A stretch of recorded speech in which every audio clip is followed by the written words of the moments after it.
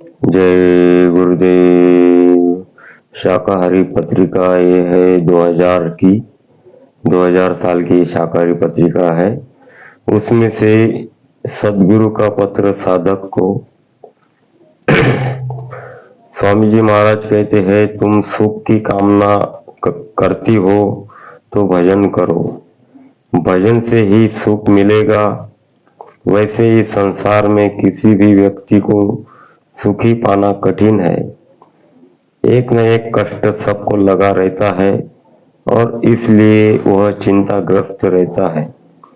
भजन के वक्त जो अपने ध्यान को आंखों के ऊपर अंतर में ले जाता है और ऊपर से आ रही वाणी और संगीत को सुनता है, केवल वही दुनिया की परेशानी और चिंताओं से रहित है। इस बात का ध्यान रखो कि जब बच्चा पैदा होता है तो वह अपना प्रारब्ध अपने साथ लाता है। वो भाग्य बदलता नहीं, वो भाग्य बदला नहीं जा सकता। मनुष्य को चाहे अच्छा हो या बुरा हो, उसे भोगना पड़ता है। वो भाग्य उसका अपना ही बना हुआ होता है। जैसा बीज पहले उसने बोया, वैसा फल अब वो काट रहा है। इसलिए धैर्य से जो कुछ सामने आता है उसे मालिक की मौत समझ करके काट लो और साथ ही भजन में मन चित्त लगाओ, जिससे वासना कट जाए, मन में निर्मलता आए और सूरत नाम को पकड़ ले। यही सार चीज है और इसी से स्थायी सुख प्राप्त होगा। अब हम शिकायत हमारी ये रहती है, भाई हमको संसार में सुख नहीं है और हम दुखी है, हमें सुख कहाँ मिलेगा। तो देखो प्रेमियों, स्वामी जी महाराज कहते हैं कि ये संसार दुखों का सागर है। यहाँ तकलीफें परेशानियां रहेगी, क्योंकि संसार अस्थिर अस्थाई है, सपनों का ये सागर है। यहाँ अगर एक इच्छा पूरी होती है तो दूसरी इच्छा खड़ी हो जाती है। इसलिए स्वामी जी महाराज कहते हैं कि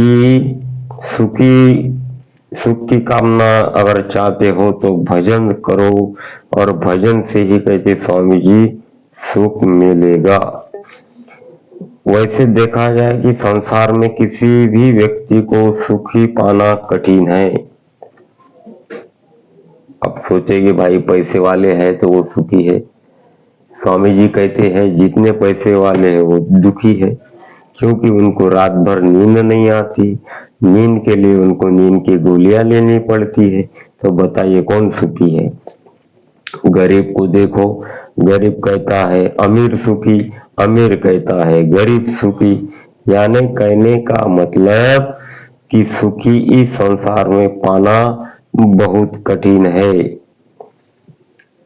एक न एक कष्ट सबको लगा हुआ है, इसलिए हम चिंताग्रस्त रहते हैं।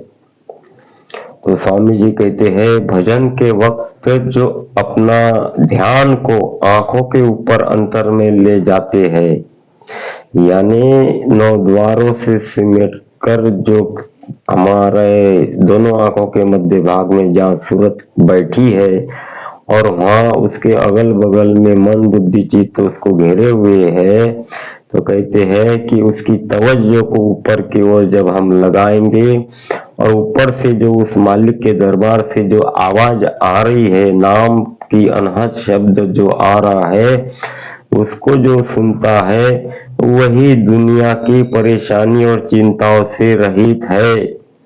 यानी जो भजन है, हर समस्या का हल है भजन। भजन करने वाला व्यक्ति वो परेशान नहीं रहता है, चिंता से मुक्त रहता है। इस बात का ध्यान रखो। स्वामी जी कहते हैं जो भी बच्चा दुनिया में आया वो अपना प्रारब्ध साथ लेकर आया। इसलिए कबीर साहब कहते हैं पहला बना प्रारब्ध, पहली बनी प्रारब्ध फिर बना शरीर। वो भाग्य उसका बदला नहीं जा सकता। मनुष्य चाहे अच्छा हो, मनुष्य को चाहे अच्छा हो या बुरा हो, उसे भोगना ही पड़ेगा जो उसने पिछले जन्म में किया है। ये जन्म में उसको उसका फल उसको भोगने को मिल रहा है। यह भाग्य उसका अपना ही बनाया हुआ होता है। जैसा बीज जमीन में डालोगे वैसा फल मिलेगा। पहले से बोया है वैसा फल अब वो काट रहा है। इसलिए स्वामी जी कहते हैं धैर्य से जो कुछ भी सामने आ जाए मालिक की मौज समझकर उसे काट लेना चाहिए। साथ ही भजन में मन को चित्त को लगाओ जिससे वासना छट जाए, मन में हमारे निर्मलता आ जाए और सूरज जो है नाम को पकड़ ले। और भजन ही जीवन का सार है, यही सार चीज है, वो है भजन। और इसी से स्थायी सुख मिलेगा। स्थायी सुख यानी जब हम दुनिया छोड़कर जाएंगे तो यही भजन हमारी मदद करेगा। ये था सदगुरु का पत्र साधक को।